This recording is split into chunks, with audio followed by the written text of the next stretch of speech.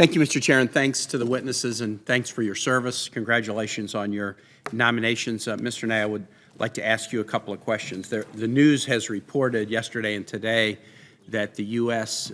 Engaged in airstrikes against the Syrian government to support the Syrian Defense Force following an effort by the Syrian government military to push the defense force back in an area near the Euphrates River.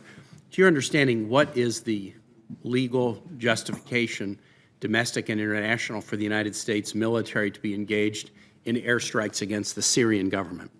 Senator, my understanding is that military activity is justified domestically under our authorization for the use of military force from 2001.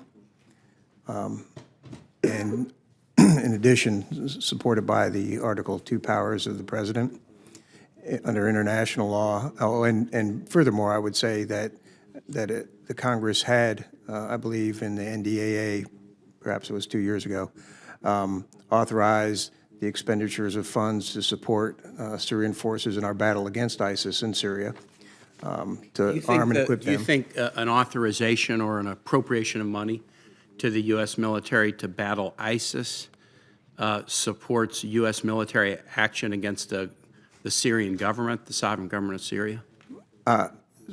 Not directly, sir. However, when the forces who are our partners and allies are attacked, I do believe that we have the authority to defend them and defend ourselves and our interest in that fight against ISIS. You've seen the administration take a number of steps now to take military action against the Syrian government, and I'd like to focus on the 2001 authorization. That authorization allows the United States to go after the perpetrators of the 9/11 attack. Are you asserting that the Syrian government was connected at all with perpetrating the attacks of 9/11? No, sir. It has generally been viewed as an authorization to take military action against al-Qaeda and against the Taliban, which harbored al-Qaeda. Both the Obama and Trump administrations have asserted that that authorization also enables military action against ISIS.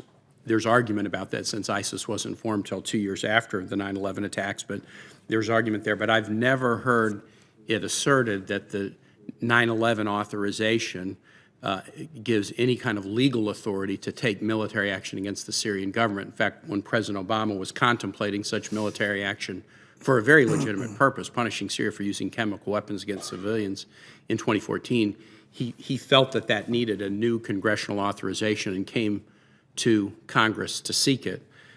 Is it the position of this administration, the current administration, that the 9/11 authorization is sufficient to allow military action against the government of Syria, absent any additional congressional action? Senator, I cannot speak for this administration. If confirmed, I would certainly be in a better position to answer that sort of question.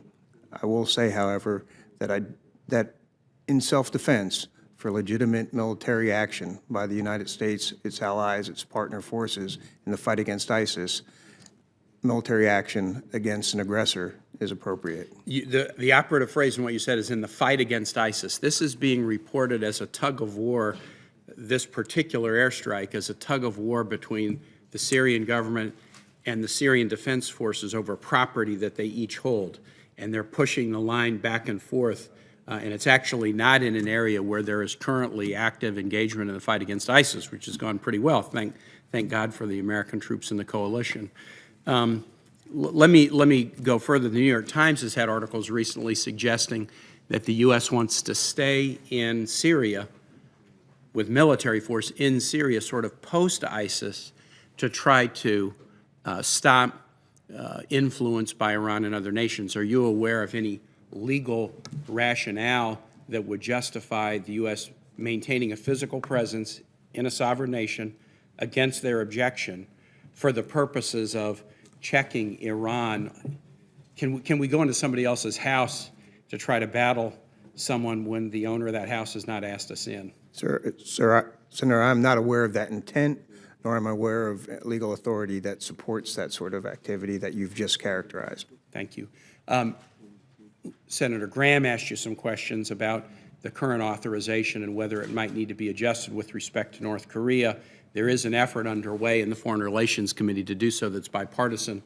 Both Secretaries Mattis and Tillerson have said they don't think they need it, but that they would welcome Congress finally weighing in to give some shape to this after 17 years. And if confirmed, I would look forward to working with you on that matter. And I would look forward to working with you in this committee, Senator. Thank you. Thank you, Mr. Chair.